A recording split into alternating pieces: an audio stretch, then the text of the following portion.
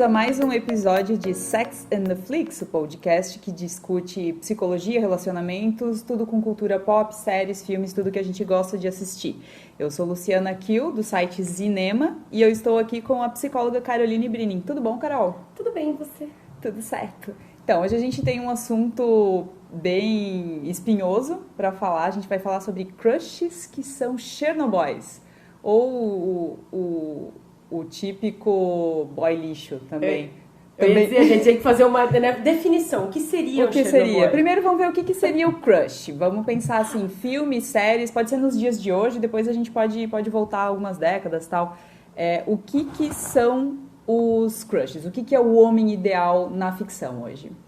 Na ficção hoje é uma excelente pergunta. Eu acho que tem mudado bastante porque ainda tem um grupo de mulheres que espera a fantasia, que nem a gente comentou do filme de Natal, né? Que a mulher vai ser resgatada, coisa de alguma forma o cara é um príncipe. Não sei se tu assistiu Podres de Rico. Sim. Podres de Ricos, eu acho que é.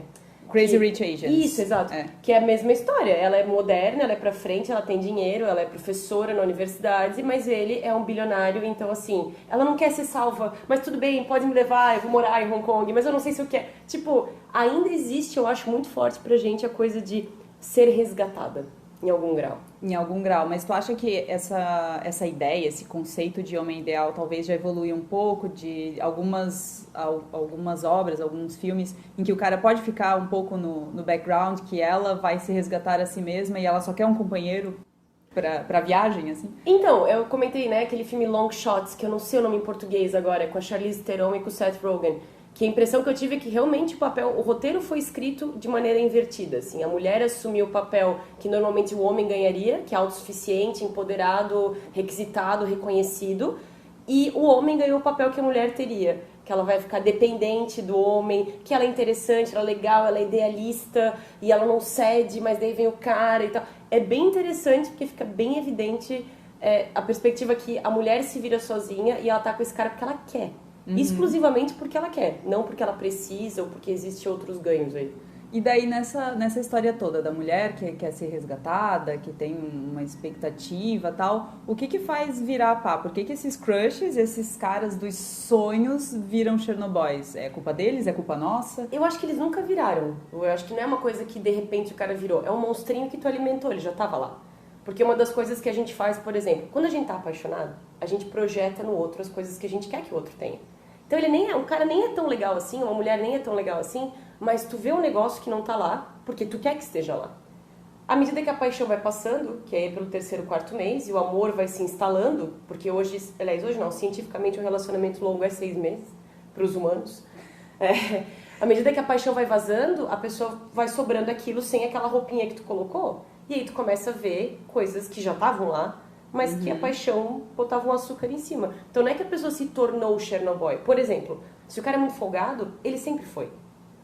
Mesmo que não namorasse contigo. E o que aconteceu? Muito provavelmente ele foi reforçado a ser folgado pelas gentilezas. Eu quero te servir, eu quero lavar tua roupa, eu quero não sei o quê. E o cara vai ficando, se tu quer fazer, né? Pra ele, tudo bem brincar de casinha, né? Exatamente. Porque quem tá fazendo toda a casinha é a mulher, na verdade. E se ele vem de um aprendizado, por exemplo, que ele ajuda em casa, ele vai fazer questão de ajudar, ele vai se sentir mal porque a mulher tá fazendo. E aí cabe a gente, no caso, né, na relação heteronormativa aí, colocar uns limites. Tipo, eu adoraria fazer café todo dia, mas eu não vou. Faz alguma coisa pra mim também, uma troca, né? Não acho que a pessoa vira Chernobyl na mão de outra, eu acho que ela já tem essa predisposição, só é alimentado. Tá, então assim, isso a gente tá falando de mundo real até agora, né? A gente tá falando das nossas expectativas enquanto mulheres da não ficção, né? Mas agora deixa eu te perguntar, na ficção, tu acha que tem muito roteirista, muito produtor, muitas obras, filmes, séries, enfim, que tentam convencer a gente de que um Chernobyl é um crush? Que, por exemplo, a gente percebe que... hoje em dia, às vezes, a gente percebe que o cara tem problemas, mas na época em que o personagem foi criado, sei lá, 20, 30 anos atrás, ele era o cara legal, ideal, e a mulher que tinha que se valer para estar com ele, sabe? Isso, enquanto tu falou, me lembrou do Crepúsculo, né? Que é um filme que eu, de vez em quando, eu uso no consultório de exemplo, porque eu acho a coisa mais bizarra como o Edward Cullen virou um sex symbol, um ideal, um crush. Sex symbol é meio demais, não? Desculpa, errei. Retira, edita. Mas eu digo, ele virou a fantasia feminina no começo, metade dos anos 2000, né? Eu acho que 2007. 2008. Foi mesmo, começo dos anos 2000. Meu Deus, um menino pálido, esquisito, que não fala com ninguém, que não tem amigo. Como é que esse cara, se tu olhar de fora, como é que esse cara virou o objeto de desejo de alguém? A primeira coisa que tu vê... Os góticos também amam. Os góticos, tudo que brilha, né? Tudo que... All the glitters. Exato. Mas uma coisa que me chamava atenção era o comportamento dele com a Bella de eu te quero, mas agora eu não quero mais. Eu quero como amigo, mas depois eu não quero mais. Aquela angústia, eu ficava ansiosa vendo aquele filme. Para de fazer isso com a menina. Mas ele fazia uma coisa muito sacana, que é o limite que ele colocava não era exatamente um limite. Era tipo assim, olha, coloca na boca, mas não mastiga. Né? Mastiga, mas não engole. Sabe aquela coisa assim, morde e assopra? Sim. E aí ele não era legal com ela. Ele era um cara extremamente ruim em comunicação. O cara viveu 180 anos e não sabe conversar. Isso é um mau sinal, sabe? E ele é egoísta pra caramba, porque assim, ele não quis se adaptar em nada à vida dela. Inclusive, se eu não me engano, no último filme, e eu sei que eu sei demais sobre Crepúsculo pra quem, né? Tudo bem, os meus posts mais acessados foram críticas de... resumões, na verdade, de Crepúsculo. Então tá tudo certo. Resumões, porque eu falava, você não precisa ver o filme, você pode ler aqui no blog. Fazia muito sucesso. Mas você não, então me corrige.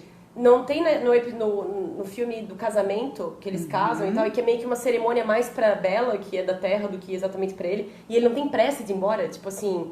Eu não lembro muito. Ele tem pressa de ir embora porque ele quer transar, basicamente. Porque eles querem ir naquela ilha estranha no Rio. Ah, verdade. Porque ele assim. só podia transar com ela se ela fosse vampira, porque senão ele ia quebrar os ossinhos frágeis dela, né? Tinha um lance assim. Mas daí, se eu não me engano, quando chegou, eu acho que ela queria mais do que ele, e daí ele ficou... não sei...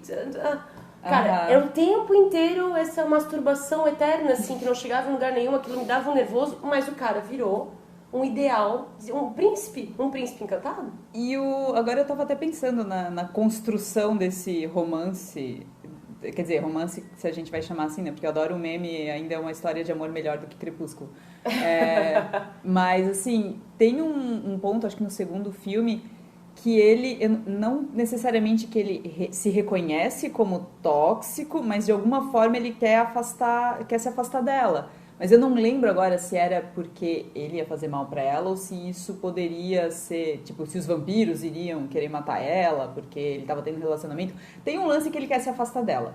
E ela entra numa pira absurda de que ela chega à beira da morte, assim, ela chega à beira da morte várias vezes, ela vai andar de moto, ela tem um comportamento totalmente inconsequente só pra poder ver ele, porque ele aparecia. Então, assim, tem um lado que ele meio que falou, ok, se afasta, não tô dizendo que foi nobre da parte dele, longe de mim, mas às vezes tem o se afasta, mas vem atrás de mim, o que... Então, é que pra mim, o que eu lembro, acho que pra mim, por mais que eu não seja fã de Crepúsculo, uma das cenas que mais me doeu é aquela hora que ela fica no computador mandando e-mails pra Alice, ou sei lá pra quem, e não acontece nada, eu morria de pena da guria, pensava, meu Deus, mas ela é a típica codependente, ela respirava, ele era o sol do sistema solar dela, tanto que... É porque ele brilhava, né? Também. Durundum. Pois acrescenta esse barulho. Sim, porque ele brilhava, primeiro, eu tenho certeza que foi isso. Mas segundo, porque o comportamento, isso falou assim, esse comportamento inconsequente, isso é característica de uma pessoa que está obcecada, que está ligada, e eu não sei se é uma ligação por trauma, eu não acho que seja amor, isso é uma outra coisa, né? Sim. E dela querer se matar pra ver o cara, ou sei lá, é uma versão 2000 de meio um Romeu e Julieta, né? Os conflitos dos dois mundos e como é que vai ficar junto só e num outro plano, lá. Só que tinha sempre essa coisa de ela ter criado uma obsessão por ele, porque era isso, não era uma paixão, era uma obsessão. A diferença é que a gente não consegue dizer era uma obsessão porque ela era muito quietinha, mas era. E ele era um cara que não era exatamente claro, porque se não me engano ele só desapareceu. Ele foi ghosting total, assim. Sim, exato, ele só vazou. Ele só falou, não é você, sou eu, e sumiu. Exato. E, pô, a guria, se tá gostando do cara, pra qualquer um de nós, se a gente gosta de alguém e a pessoa só vaza, tu vai entrar numa pira mais ou menos como a dela, tu vai ficar um tempo pra se recuperar do choque da expectativa frustrada. Ele literalmente puxou o tapete dela. E aí tu fica vendo ao longo do filme que, tipo, tem vários sinais daquela coisa que começa errado, vai dar errado, mas o amor supera tudo. E essa mensagem do filme eu não curto. Sim. Porque o amor suporta tudo, entendeu? Ela se sacrificou, literalmente, sacrificou o corpo dela quando ela teve a filha. Sim. Aí virou uma família mega esquisita, exatamente, uma coisa bem estranha. A filha do CGI, que daí depois... Infelizmente, Renesmee virou uma possibilidade de novo. E o lobisomem olhou pra menina de 5 anos e falou, eu vou me casar contigo e... Imprinting. Sim, meu viagem. Vamos fazer um dia problematizando o Crepúsculo, por favor, porque... Enfim. Aguardem esse episódio. Mas assim, então voltando até pra série. O Edward, na verdade, eu acho que pra qualquer pessoa que já tinha mais de 20 anos na época já havia um problema ali. Não sei. Ou não sei. Verdade. Né? Cada um tem a sua experiência, né? Sem eu já vi um problema com todos eles, tem cara de 30 anos indo pro colégio de novo, ninguém sacou que eles são eternamente reprováveis. Pois eternamente né? É verdade. se formavam. É verdade. Mas Alguém vai me corrigir dizendo, mas eles se mudavam de cidade pra cidade. Sim, é verdade. Ok, mas gente, uma hora... As cidades se esgotam, né? Muda de país, sei lá. Enfim, sim. Mas assim, o Edward eu sempre vi como problema. Aliás, Crepúsculo inteiro eu sempre vi como problemático, mas tem séries que a gente via 10, 20 anos atrás, que a gente não via talvez tanto um problema na hora e que a cada vez que a gente assiste agora a gente começa a ver. Um personagem que eu nunca gostei, nunca shippei, enfim, era o Ross do Friends. Eu sempre achei ele aquele CDFzão chato, que queria ficar com a garota popular do colégio, e pra mim Ross e Rachel foi um negócio que nunca me convenceu, eu nunca vi a cola que grudava ali. Como é que tu, como fã intocável de Friends, que eu sei, enxerga o Ross? Ele sempre foi um Chernobyl pra ti?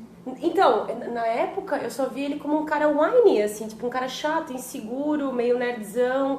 Hoje, olhando de novo, eu até fico triste, porque eu era muito fã. E agora tem coisas que eu não consigo ver. Na série inteira, na verdade, né? As piadas gordofóbicas, a Phoebe sendo um eterno drag, assim, a galera tem que puxar ela pra tudo. A Mônica sendo neurótica, eu nem acho tão ruim, porque hoje eu olho até algumas coisas, eu acho... Agora que eu sou adulta... Eu acho justo. Eu acho justo, exato. O Chandler eu não me incomodo, o Chandler eu não tenho que mexer. Sorry. A Rachel eu passei a gostar mais ao longo do tempo. Eu vou te falar que a Rachel foi uma coisa massa temporal, porque a Rachel representa os jovens de agora. A gente tá saindo de casa com 30 e poucos anos. É verdade. Muitos de nós tivemos excelentes oportunidades de termos grana, não precisávamos ter nos preocupado com casamento com um ortodontista. Um casamento com um ortodontista, exato. E aí, de repente, se vê tendo que viver a vida de adulto e entrando em pânico, porque não sei fazer isso, nunca precisei. Ninguém te ensinou pra isso, né? Eu no consultório tenho o que chamam de geração floco de neve. É meio que isso, assim, isso eu achava legal. O Ross, o que eu não gostava é que ele era muito imaturo, eu já achava isso na época. Eu achava ele muito autocentrado, eu acho ele egocêntrico, é tudo sobre... Ao mesmo tempo que, assim, na série tinha um jeito de colocar ele no lugar dele de vez em quando, especialmente dos embates da Phoebe com ele. Sim, e até da Susan. Da Susan era... Da Susan, que era a esposa da Carol. Isso, né? Ela também botava ele no lugar. A criação do Ben, assim, a visão dele, porque ele não pode ter uma boneca. Aquele episódio das bonecas e da babá, que ele fala que um homem babá é um absurdo. Sim. Ali na época, eu lembro de assistir e pensar, meu, engraçado, eu nunca pensei no homem babá. Mas não vi como, tipo assim, ele tava falando de um jeito machista. Só existe mulher babá, assim como não pode existir homem manicure, que ele dizia que acho que era né, uma coisa assim. E daí, tipo, tem umas coisas ali que eu já não curtia, sabe? Ou tipo... Pra mim, o conceito dos filmes sempre foi um pouco complicado, porque nos meus relacionamentos nunca costumei ter problemas com isso. E aí, quando eu tenho o esquema do Mark... Exato, eu ia chegar aí nesse me incomodou, ponto. assim, porque eu falei, cara, vocês estão juntos, vocês convivem todo santo dia, a guria conseguiu o emprego que ela queria. Eu não sabia se ele estava incomodado com o Mark ou porque ela tinha vida própria. Exatamente, e eu vejo isso muito em... A gente acabava vendo, assim, tinha muito esse dilema da mulher bem-sucedida. A gente ainda vai fazer um episódio só sobre isso. Mas era aquele negócio, eu te apoio, eu tô feliz por ti até certo ponto. Era mais ou menos isso, assim, o problema... O Mark virou um bode expiatório, na verdade, de todo um problema de insegurança do Ross em ter uma namorada que não precisava mais tanto assim dele. Porque assim, no começo, ela era just a waitress, né? Ela era só uma garçonete, que até foi um dos prós e motivos, contras, né? dos prós e contras dele. E ela era alguém que, ela vai sempre precisar de mim, seja financeiramente, seja porque ela não tá feliz com a vida dela, então ela vai, né? Eu vou ser o centro da vida dela de alguma forma. A partir do momento que a carreira dela começa a ganhar um pouco mais de importância, nem tô falando que era mais importante do que ele, mas ganhou um pouco mais de importância, ele já... porque ela nunca tem tempo pra mim. Quando ele vai fazer um piquenique no escritório dela... Aquilo me deu alguma angústia, você ficaria invasivo, cara... Sem limites. Aí é que tá. Aí voltamos pra questão do crushes que são Chernobyls. Tem gente que naquela época, ou talvez até nos dias de hoje, e na cabeça do Ross funcionava assim, aquilo poderia ser visto como um gesto romântico. Né? O cara ir no trabalho dela, fazer piquenique. Não tem um episódio que ele manda um monte de flores pra ela também? Tinha uma joaninha musical gigante, lembra de pelúcia? Sim, exato. E tem gente, homens e mulheres, que veem isso como algo romântico. Eu acho assim, eu acho que não sei se é exatamente romântico, porque ali o que deixou muito claro era a falta de medida, assim. Eu acho que o episódio, na época, já tinha a intenção de não mostrar romantismo. Era de pegar aquilo, fazer vezes 1000 e te sufocar. Porque o Ross criou o que a gente chama na psicologia, sem querer, a profecia autorrealizável. Ele tinha tanto medo que o Mark tomasse conta, que o Mark tomou, porque a Rachel, a gente chama, triangulou com o Mark, tipo assim, meu namorado tá aqui me sufocando, tu tá sendo super legal comigo, eu vou desabafar contigo. Claro. E abriu espaço, que é o que muitos caras alegam que eles têm medo na amizade... De homem e mulher. Exato. Porque tu vai andar muito com ele, que eu conheço o homem, porque uma hora o Ross fala isso. I know Mark, I know man, aquela coisa assim, que é um super argumento fraco, machista, que quer... Olha, eu sei como é que os homens são, todos os homens, então você vai estar comigo, só existe eu. É engraçado porque uma época era, eu sei como os homens são, e hoje em dia eles estão tudo, not all men, nem todos os homens, né? Exatamente. Como mudou isso. E esse lance de, o que é tóxico e o que é romântico, me lembrou de um episódio de Sex and the City, porque todo episódio que a gente gravar vai ter alguma menção a Sex and the City, que a Carrie, quando ela quer voltar com o Aidan, ela começa a jogar pedrinhas na janela dele pra acordar ele e tal, pra dizer que ela queria voltar. E daí ela comenta alguma coisa que quando um homem faz um grand gesture, é considerado romântico. Quando uma mulher faz, é considerado desespero. Mas é a mesma história. Quando a mulher fica brava, ela é histérica. Quando o cara ficou bravo, ele se descontrolou. Né? É sempre ele tem seus motivos. Exato. Mas agora tu falou de Sex and the City, eu tenho uma pergunta pra ti. Tu não acha que a Carrie foi tóxica com o Aidan? Sim, total. E eu acho que ele foi tóxico com ela? Eu acho que ele foi mais... Na segunda vez, na primeira eu não vejo problemas no Aidan. Ele respeitou quando ela falou que não queria conhecer os pais e tal. Ele, não, ok, tudo bem, né? Mas ali ela já deu sinais de que ela não estava 100% naquela relação. Sim, exato. Mas ok, cada um tem seu tempo, cada um tem suas feridas, né? Relacionamento também é respeitar o tempo do outro. Mas na segunda vez, que ela já tinha traído ele, tinha toda uma bagagem, e ela que quis voltar, né? Enfim, ele meio que desconta um pouco do ressentimento dele nela, num episódio que o Big liga, enfim, isso é questionável se ela poderia manter uma amizade ainda com o Big, né, a vida dela. Não, né? Afinal, a gente sabe que amizades ali eram eterna espera o Big de alguma outra exatamente, coisa. O Big nunca é um território seguro, na verdade, mas eu vejo que, assim, o pedido dele de casamento pra ela, na segunda vez que eles namoram, foi um pouco de forçação de barra, mas em momento algum eu vejo o Aidan como um Chernobyl por causa disso, sabe? E o que tu achou de terem trazido ele de novo no filme? Porque eu achei meio desnecessário, assim. Todo o segundo filme é desnecessário, na verdade. Ok, que bom. Todo o segundo filme é desnecessário. Então, assim, foi meio que pra querer abalar alguma coisa no casamento dela com o Big, que já tava um pouco abalado com o lance de, eu preciso ter um espaço pra mim, e, enfim, daí ela faz a viagem com as amigas. Mas aquilo ali foi meio que pra, vamos criar um pouquinho mais de tensão. A gente já vai falar daqui a pouco de The Office, um pouco disso, mas às vezes, assim, o roteirista, assim, como é que a gente pode deixar isso mais dramático? Vamos fazer eles darem um beijo. E daí, vamos fazer ela se sentir mal e ligar pro Big, enfim. Já que a gente estava falando de Friends, puxando alguns anos um pouco mais pra frente, a gente tem quase o remake de Friends, que é How I Met Your Mother, que, como tu mesma diz, é Friends com álcool. Eu vejo muitos personagens do How I Met Your Mother quase uma releitura de alguns personagens de Friends. E pra mim, o Ted Mosby é o Ross. Agora, assim, como que a gente... pra mim, o Ted Mosby, desde o começo, eu achava ele... Como ele me lembrava muito do Ross, eu achava ele tóxico, Chernobyl, chato pra caramba. Ele forçava muito a barra com a Robin, total. Só que eu acho engraçado como a série tentou construir o Ted como um cara romântico, que estava em busca do grande amor da vida dele, e o Barney era o sacana, o mulherengo, enfim, tu viu alguma coisa de How I Met Your Mother? Eu assisti alguns episódios, né? Eu achava engraçado assim, eu nunca achei o Ted Mosby com qualidade de protagonista, eu nunca entendi por que a história era sobre ele, pra mim ele era um eterno coadjuvante, eu não sei se era o ator, eu não sei se era o roteiro. Eu achava ele pedante demais, eu não consegui ver mais episódios porque eu não gostava dele.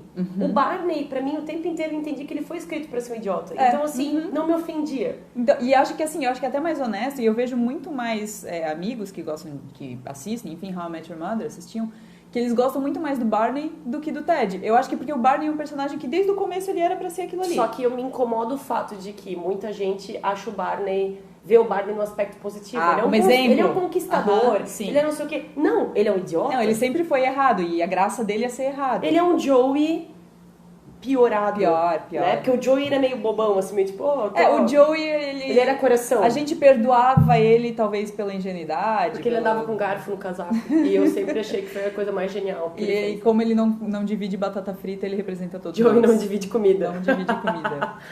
Enfim, a gente falou de Sex and the City e eu queria voltar, então a gente falou do Aidan, mas então vamos falar do grande Chernobyl da série. Quer dizer, o grande Chernobyl seria o Trey, mas quem ganhou mais espaço foi o Mr. Big. Desde o começo, dava pra ver que ele era um Chernobyl? Não, eu lembro quando Desde que ele pegou as camisinhas no chão. Isso que eu ia falar, desde o primeiro episódio dele, que ele em Nova York, que ela tá correndo e daí a bolsa dela cai e tal, não sei o que, o jeito de se aproximar dela, e eu passei pela mesma coisa, assim, não é bem um amor à primeira vista, mas o cara te faz uma coisa... É um humanizer, assim. Isso, exato. E a diferença geracional é muito fato. Porque o Mr. Big ele já é bem mais velho do que ela na série, né? Sim, ele tem uns 10 anos a mais que ela, 10, 15 anos. Essa diferença geracional, dentro ainda do contexto do tempo do filme, pesa muito. Eles são mais machistas, eles não falam das emoções, eles são extremamente sucintos. E eles são perdoados por isso. Super focados em trabalho, super focados em sucesso, lá. E aí o que eles exalam é essa aura do cara que tem que ser resgatado. Que ele é assim porque ele teve uma vida difícil, casamentos falidos, lá. Porque, se eu não me engano, ao longo da série... ela tentava muito ver o lado dele. E ela ficava, por que tu me trata assim? Por que tu não fica comigo? Por que não sei o quê? E uma coisa que eu fiquei indignada foi quando eu vi aqueles episódios que elas vão pros Hamptons, eu acho. E dele aparece com a tal da Natasha. Com a Natasha. E aquilo, eu fiquei assim, pensei, filho da... né? Que não conseguia estar com ela, mas de repente tá casando com uma outra mulher. E ao mesmo tempo... E voltou de Paris e não avisou? E daí, exato. E ao mesmo tempo, quando ela... Daí tem a hora que ela vai... Um episódio que ela vê eles casando... E daí Hubble, acho que ela chama isso aqui. Your girl is lovely, Hubble. Eu fiquei com raiva dela, porque ela só foi lá pra dizer, eu vi, tá? Não porque ela tava se pagando superada. Foi isso que ela foi fazer lá. E ela não tava superada nada. Ela queria que ele soubesse que ela sabe pra ver o que ele ia fazer. Era isso. E ele sempre com essa coisa meio... Ele é meio psicopata. O cara não tem emoção nenhuma, ele tá sempre morno. Ele é um cara super reservado, quieto, assim. Tu nunca vê ele A gente não sabia nada sobre ele. A gente só sabe o nome dele no último episódio. Quando ela vai atender o telefone e coloca John, porque ele é uma entidade, ele não é uma não é desumanização, mas enfim, a série coloca ele num negócio inatingível. Mas a série também coloca ele, agora com a minha experiência de trabalho, de vida, como um eterno cara casado. Porque ele é um cara que não divide nada, ele é um cara que todo mundo só sabe um pedaço da história dele, ninguém sabe tudo. Ele é um cara altamente reservado, ele é um cara que se coloca em primeiro lugar, porque tudo gira em torno do que ele quer quando ele quer. Não é ela que decide em nenhum momento o que vai ser da vida deles. Só lá no final, né? No casamento ainda, lá pra frente. Mais ou menos, porque no casamento ele também fez. E o tanto de vezes que ele pisa na bola é um pouco incômodo pra mim, o grau de tolerância. E, de novo, entra no mito do amor romântico. Da mulher que vai consertar o cara, mas ela é neurótica, ela também quer ser salva. E daí, o que sustenta o relacionamento deles é meio que patológico.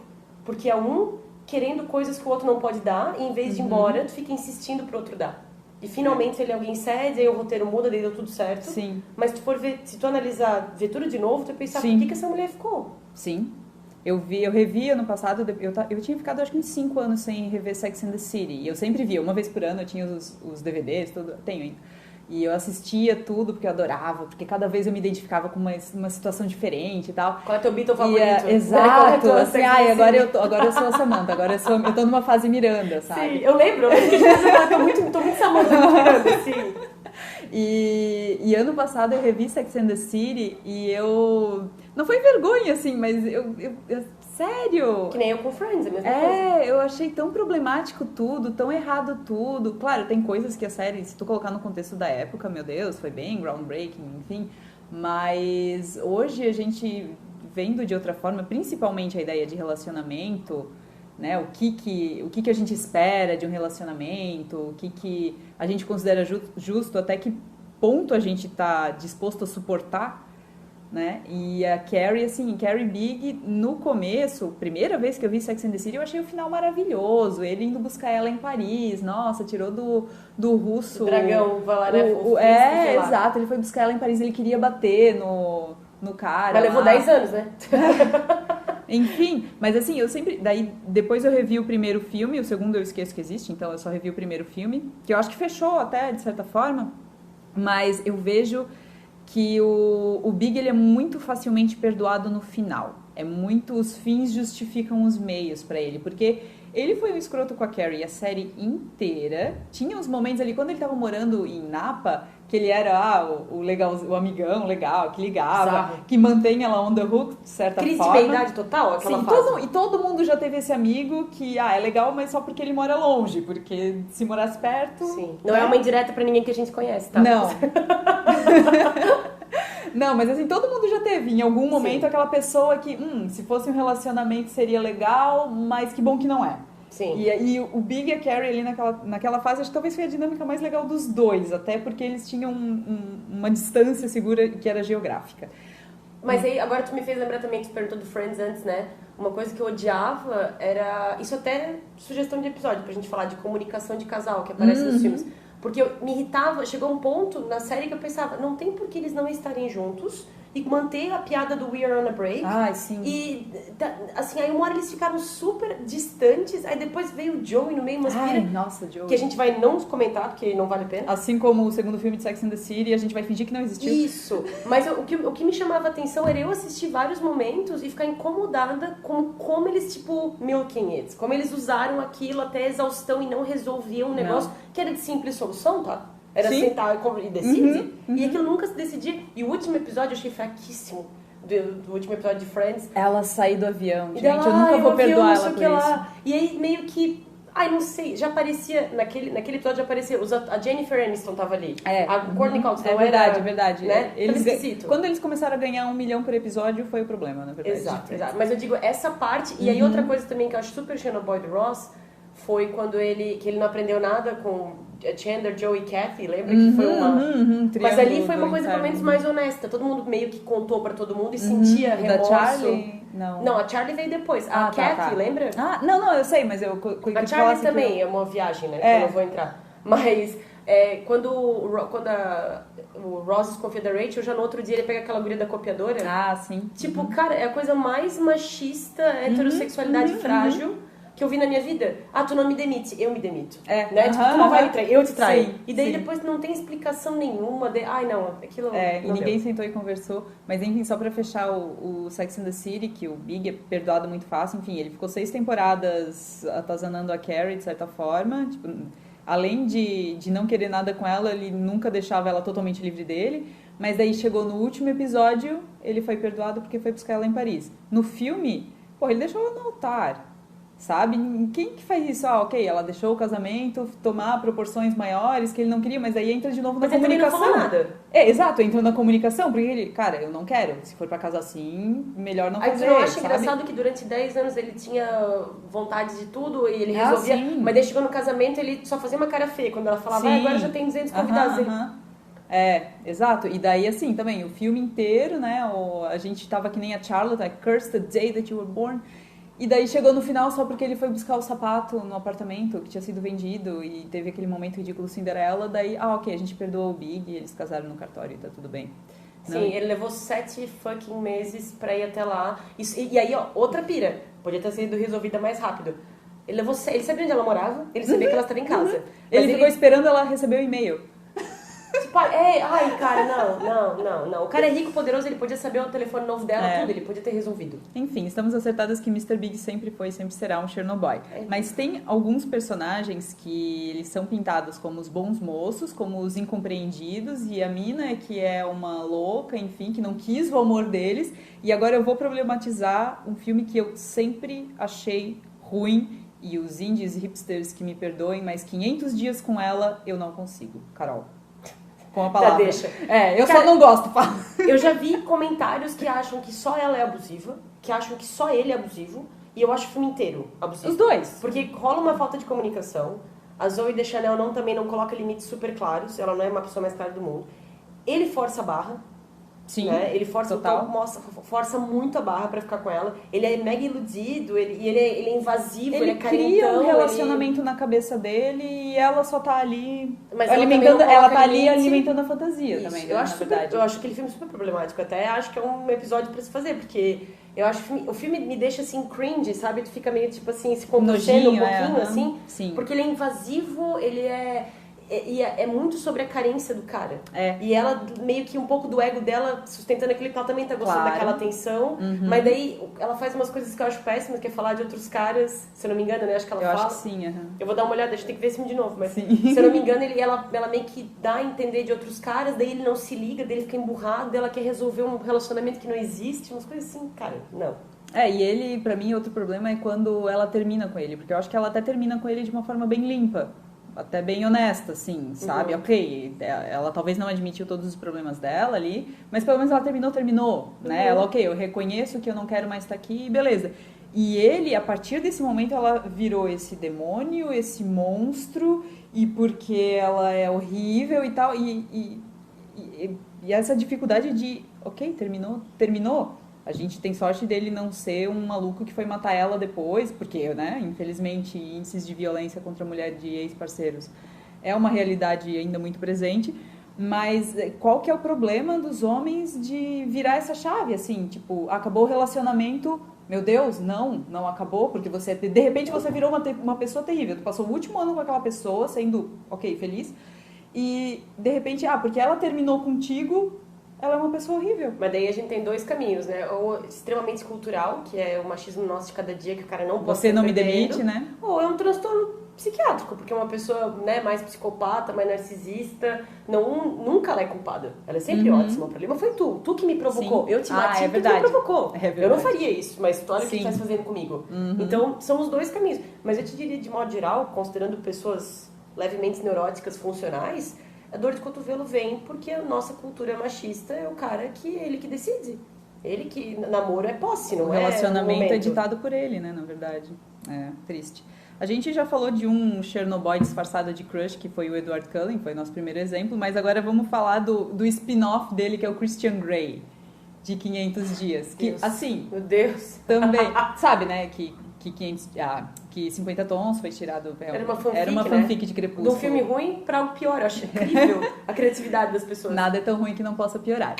Boa. E o Christian Grey, pra mim, desde o começo, o filme todo é problemático, ela é problemática, enfim, tudo é problemático, mas parece que ele eleva o Edward Cullen à 8ª potência e ainda tem o quartinho vermelho da dor, assim. Não, e aí vamos pensar que a pessoa que escreveu lá, aquela E.L. James, ela de certo tava fantasiando com aquilo e botando no papel, assim.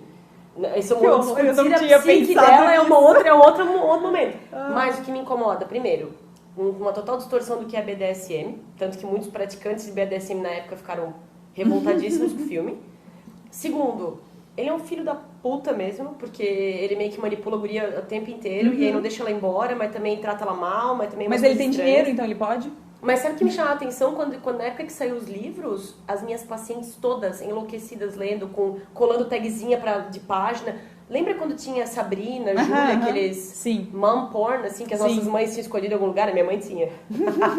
E era mais ou menos aquilo, só que numa nova roupagem, que é o 50 Tons de Cinza, e um pouco mais aberto na linguagem, porque lá tinha metáfora e analogia pra tudo, no Sabrina, no Júlia. Ali não.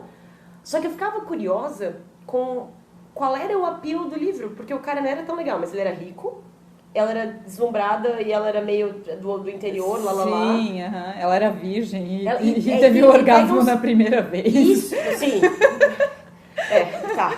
A gente vai rir porque é o melhor. Mas assim, né? E ainda mais com foi direto na...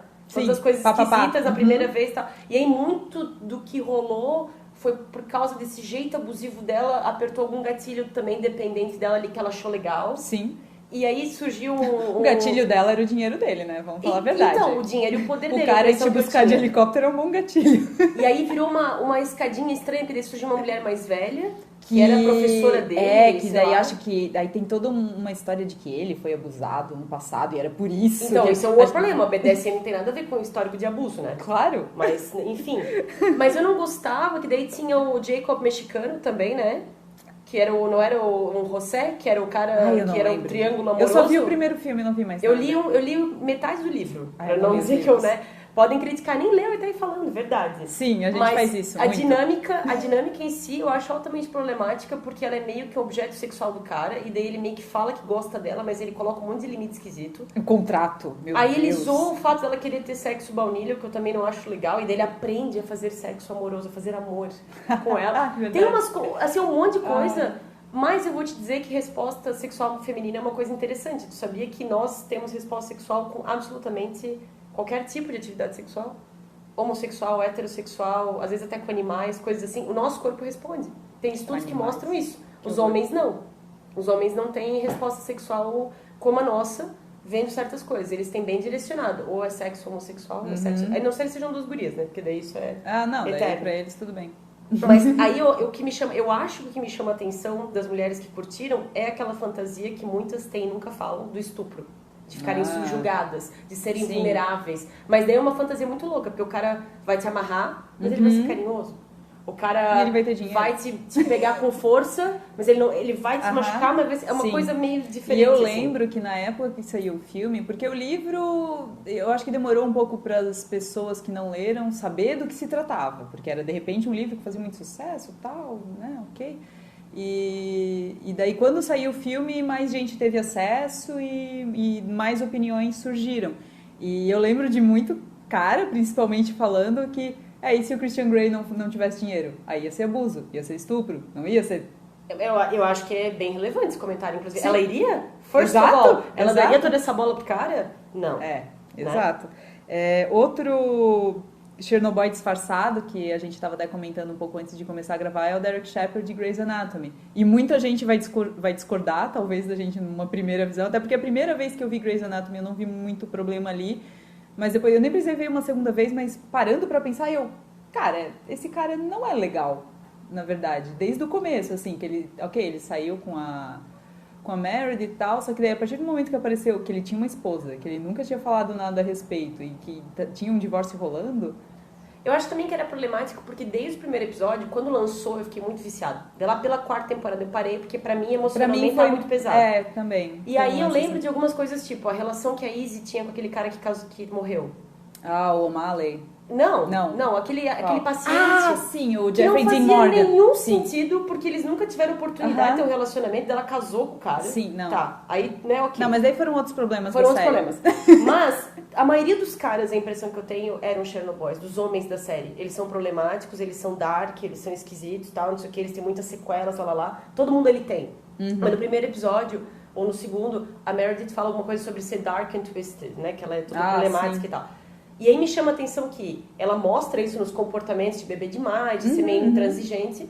Aí eles ficam juntos, e ele acha isso meio legal, e ele quer repetir, mas ele não quer nada. E ela já começa a se apaixonar, mas ela não admite. Aí vira um gato e rato. Sim. Só que uma coisa que me incomoda de novo, que nem do Mr. Big. Ele não é exatamente um cara claro. E ele botava limite. Quando ela queria saber mais, quando ela queria se aproximar dele, ele não deixava. De novo, meio Edward Cullen. Eu acho que ele tinha um negócio de botar ela no lugar dela. Porque eu lembro de um negócio, acho que foi na quarta, na quinta temporada, que ele meio que deu um ultimato pra ela, que tipo, ou tu quer ficar comigo, porque ele mostrou, acho que o terreno onde ele queria fazer a casa e não sei mais o que ele fez, né, com vela e tal. Ela fez. Não foi ele? Eu acho que foi ela que fez. Bom, a gente não viu Grey's Anatomy o suficiente, mas a gente lembra disso. De algumas coisas. Eu acho que teve um lance, assim, que ele meio que deu o ultimato pra ela, que tipo, ou tu quer estar comigo total, mas não foi ou tu por aí não que quer. a Alison apareceu? Foi antes, eu acho. Ela apareceu no final da primeira temporada, não foi? Eu não sei. Gente, a gente não é... Eu lembro só quando ela apareceu que eu fiquei chocada, assim. Porque Sim, daí foi. ele não tinha, acho que nem contado pra Meredith que ele tinha Não, uma mas esposa. a gente foi pego de surpresa. Mas eu total. acho que rolava uma época um boato no hospital de que a esposa tinha morrido, ou eles tinham... Era uma coisa assim, porque eu lembro de ter uma discussão sobre o histórico dele, e daí do nada ela aparece. E ela é toda, né, eles nem combinam, os dois nem têm química, na verdade, os dois atores. Sim. Eu não achava que eles tinham... Ela parecia uma man-eater, assim, né, toda batom vermelho, uma casinha, aquela boquinha que me irritava, pra fazer assim o tempo inteiro. E eles não tinham nada a ver, eles não tinham nenhuma... A Meredith e ele tinham, mas os dois, não sei se era de propósito, pra já mostrar que era um casamento ruim, que a Meredith não precisava se preocupar. Mas se eu não me engano, quando ela voltou, quando a Alison apareceu rolou alguma coisa entre os dois? Teve. Eu achei Teve um triângulo, bizarro. teve uma coisa ele não esquisita. era, o que eu não entendi o Derek nunca foi um cara reliable. Ele nunca era um cara que ela podia contar.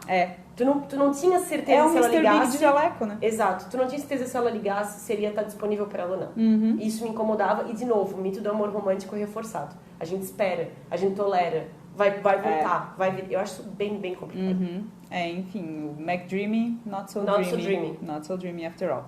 Eu comentei um pouco antes de Diário de uma Paixão. Eu acho que não chegasse a assistir o filme, né? Mas, enfim, eu só vou falar rapidamente que o Noah, o personagem do Ryan Gosling, é tóxico, sim, posso provar. Eu sei que Diário de uma Paixão é um filme que muita gente acha... É um clássico de romance, assim, se tornou um clássico moderno de romance. Eu acho muito legal o lance de amor entre pessoas idosas. Eu acho, talvez, uma das representações mais bonitas de romance, só que a gente tem que concordar que o começo do relacionamento deles aconteceu muito errado a partir do momento que ele se pendurou numa roda gigante na frente dela e falou: se você não sair comigo, eu vou me jogar. Tem isso no filme.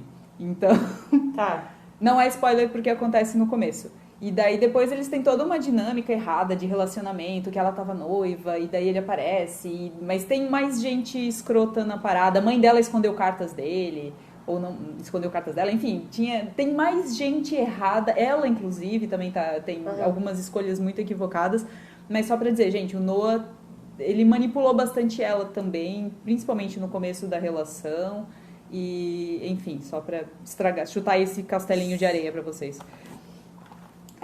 Vamos falar então sobre os crushes que nos decepcionam. Às vezes, assim, é uma expectativa que a gente tinha do personagem e tal, e às vezes o personagem não correspondeu, ele deu algumas escorregadas. Só por causa disso, ele pode ser considerado um Chernobyl? Não, né? Todo mundo escorrega. Né? Se fosse assim, meu Deus, a gente vem de dois problemas. Se eu faço um filme onde o cara é só problema, a gente acha lindo, porque é o cara que a gente tem que salvar. Se o cara é muito legal, ele fica sem ninguém. Ele é chato. E a versão humana quase não aparece muito, que é o cara que de vez em quando ele vai deslizar. O problema não é tu deslizar, né? É o que tu vai fazer com isso. É verdade.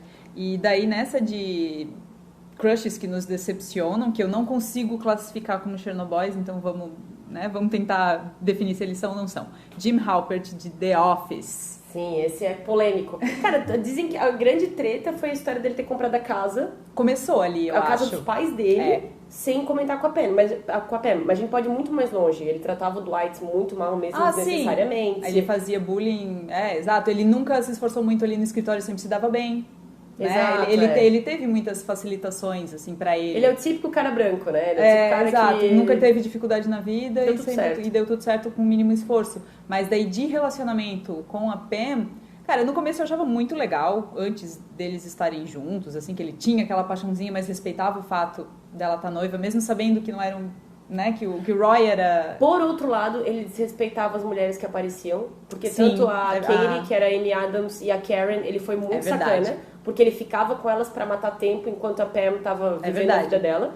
Com a Karen, eu acho que ele foi super desagradável, porque dava pra ver que ele enrolava ela. Não queria que ela se mudasse com ele ou se mudasse pra perto da casa dele. É verdade. Com a Katie, dava pra ver que ele meio que tirava sarro dela, assim, tipo, né? Vou ficar contigo porque a Pam vai casar. A Katie era Amy Adams, não era? Pra mim, a Katie foi meio que assim, eu vou mostrar pra Pam que eu estou com alguém e ver se isso desperta alguma coisa nela. Pra mim foi isso. Exato, mas os dois sendo que nunca se comunicavam. E aí eu acho que no final da série eu fiquei extremamente decepcionada com a história da Filadélfia, que eu acho que foi desnecessário. Exato, pra mim foi a segunda casa, assim, a segunda casa que ele comprou sem comunicar. Ele decidiu que ele ia e... Mas eu ouvi dizer que tem saído um livro no começo do ano de The Office, né, dos bastidores e tal, que os planos iniciais era que eles terminassem ao longo da série. Eles não queriam manter o casal feliz, perfeito, só que ao mesmo tempo, cara, tu cria uma crise daquele tamanho e meio que não é o centro do que tá rolando, da série. E meio que tudo bem, o cara tá meses lá tentando fazer o negócio funcionar. Eu não sei, assim, sabe? Por outro lado, ele não foi um cara ruim quando a Pam quis ir pra Nova York estudar. Sim, eu achei legal o que ele fez, entende? E ela que decidiu voltar. Eu sempre acho que ela estava errada, ela nunca devia ter voltado. E até eu acho que ela voltou tão longe, né? Mas eu acho que ela voltou porque tem o episódio quando ela descobre que tem esse curso em Nova York, que a Jen fala que vai pagar, não sei o que e tal. Ela fica assim, a Jen ela comenta, o episódio é sobre women's empowerment. E aí todo mundo ele tá falando de casar, ter filho, não sei o que, lá, e a PMS dela fala, eu gosto de... E a Jen tava extremamente decepcionada. Sim, porque ela queria porque as mulheres não tinham ambição. Então eu acho que também mostra um pouco a Pam, tipo assim, ela até ia, mas ela não tinha ambição suficiente. Ela queria ser mãe, não tem problema nenhum. Eu acho que tinha isso a gente pode até fazer um episódio sobre isso, muitos episódios, sobre mulheres que têm medo de ser responsáveis pela própria felicidade. Porque a partir do momento que a Pam, assim, não, eu, sei lá, vou terminar com o Roy, eu vou atrás da minha carreira como artista, coisa assim, ela meio que só depende dela, de certa forma. Então, ela não pode botar a culpa em um relacionamento triste, ela não pode dar, então, não, é porque eu fiquei como dona de casa mesmo, mas eu sou só a secretária. Sempre tu tem que ter algum motivo pra reclamar da vida. E eu acho que talvez ela tinha um pouco de medo de... Mas, por outro lado, quando aquela fase que ela ficou solteira, quando ela se separou do Roy, eu achei ela incrível. Ela tava quase um ano, ela ficou sozinha, porque a Jim tava em Stanford. Sim. Tirou de letra. Sim. Não sentia falta de dates, tava cuidando da vida, tinha carro, morando sozinha. Não sei o quão possível isso é naquelas circunstâncias. Mas ela tava tocando a vida tranquilamente. Tu via que a relação dela com o Roy, ela botava limite. Ela não correu atrás do Jim, ela não criou uma situação... ela não correu, mas ela... Não, ela queria esperança. Ela tinha uma esperança ali. Mas ela em nenhum momento fez uma bobagem ou uma loucura, ou foi... Não foi ela só. Sim. Inclusive, quando ele veio com a Karen, ela meio que... A impressão que eu tinha era que ela entendeu que se deu errado foi porque ela não queria terminar o casamento. Ela tava... Ela tinha feito as pazes com o fato de que se ele não quisesse mais, vai fazer o quê? E outro personagem que eu vou comentar, eu vou pular um aqui que eu tinha colocado, mas que também é de série dos anos 90, Mr. Sheffield. Ele era um crush ou ele era um Chernobyl?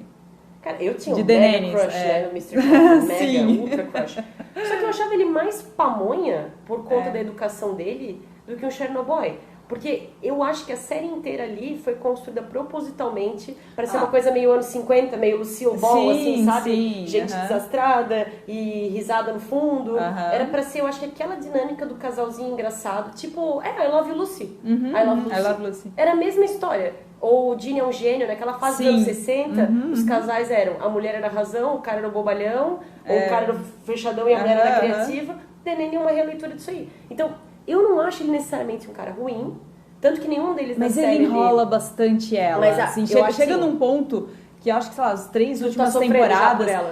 Chega nas 3 últimas temporadas que ele fala que ama ela e depois ele, não, esquece aquilo que eu falei. Cara, isso não se faz, sabe? Tipo, sei lá, as 3 primeiras talvez ainda tá aquele flertezinho, tal, rola uns beijinhos ocidentais, mas depois chegou num ponto que ele falava que ele amava ela e que agora vamos, e nunca ia, sabe? Concordo, eu concordo. Se eu fosse olhar em termos de roteiro, eles devem ter feito tudo isso por conta da audiência. Pra segurar a série, né? Exato. Por outro, porque eu não sei o quão realista isso é, mas eu acho que sempre ficava muito marcado ao longo da série falar da educação dele. Sim. Falava muito. Então eu acho, ou a gente passava pano pra ele porque se falava da educação, ou podia ser muito essa pira do britânico fechado, que não se abre, que não sei o que. E de novo o negócio da geração, porque ele era mais velho também que ela, também mais velho que ela. E rico. E aí sempre tem aquela tríade, né? Famoso, é verdade. rico, A gente passa pano porque o cara é rico. Exato, exatamente. E a gente tava falando antes do The Office, eu acho que a pessoa mais tóxica em termos de relacionamento era a Jen, né?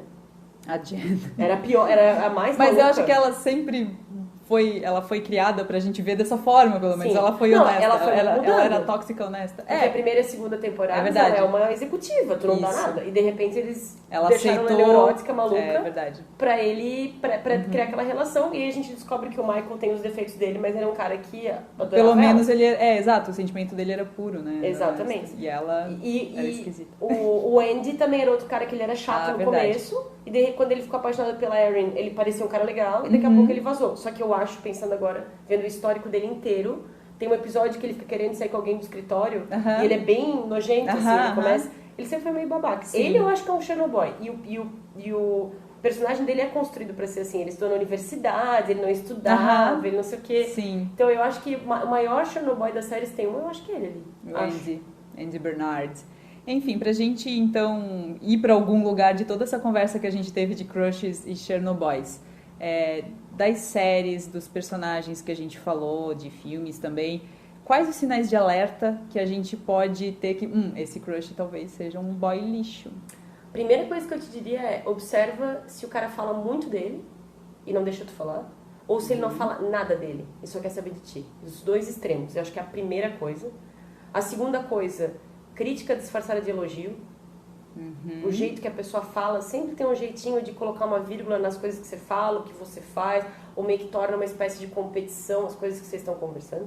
E como essa pessoa trata as outras pessoas. Sim. Se é muito efusivo, se é meio soberbo, se é meio desligado, indiferente. Ou às vezes, eu não sei, um negócio pessoal que eu tenho, mas se puxa saco demais, às vezes. Quando eu quiser efusivo, nesse sentido. Muito animado, ou puxa muito sim. saco, porque logo isso passa. São sempre extremos, tá? Eu acho que é legal, eu sou uma pessoa expansiva e efusiva, mas no sentido que tu sente que uma coisa está errada. E não esqueça de prestar atenção na intuição.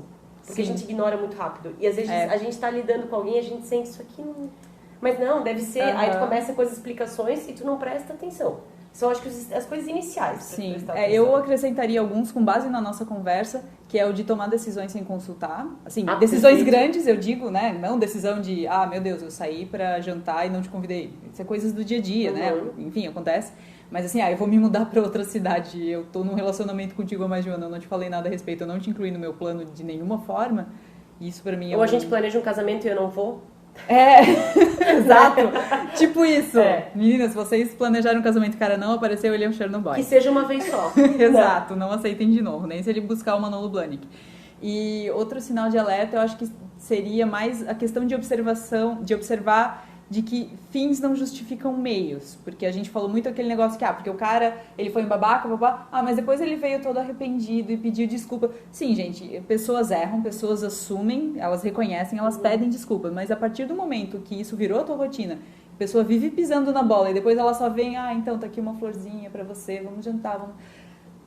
E eu acho que a terceira coisa, né? A terceira, mais a terceira uma da coisa, minha. A terceira B, 3.1.1. Tu lembra aquela música maravilhosa daquele cara sueco, aquele Give Me Compliments? Esse tu vai ter que botar um pedacinho. Sim. Maravilhoso, é um clipe maravilhoso do YouTube, gente. Mas aí ele me fez prestar atenção. Nós mulheres ainda achamos que quando o cara participa, ou ajuda, ou divide algumas tarefas, ele tá sendo incrível. Ele merece aplausos. Não, isso é o mínimo que ele pode fazer. Se todo Exato. mundo tem 2 braços, 2 pernas e sanidade mental em dia, todo mundo pode fazer a mesma coisa. Então eu também diria isso, assim, sabe? Cara que fica pedindo muito biscoito, muito elogio, que tudo você tem que pedir muito, ou ele desmerece, ou ele deixa muito claro que ele acha que tem coisas que são de mulher, que são de homem. Cara, eu acho que é uma péssima... A dica que fica, homens não têm que ajudar em casa, eles têm que dividir as tarefas. Exatamente. É isso. Mas então é isso, Carol. Chegamos ao final do episódio. Queres deixar as tuas redes sociais pra galera seguir? Só me procura @Caroline Bronin, que o resto tá tudo lá, por enquanto. No Instagram? Isso, no Instagram. Tem outro lugar que tem. Claro, no tem o Twitter, né? Ainda não tem o Twitter. Vou ter que arrumar. No Instagram, então. E eu sou Luciana Kiel. Vocês podem procurar o material do Zinema no @zinema.blog no Instagram ou no site zinema.com.br. O episódio de hoje fica por aqui. No próximo a gente vai problematizar as séries que nós amamos. A gente já fez um pouquinho disso hoje, mas vamos fazer um pouco mais. É isso. Até mais, galera.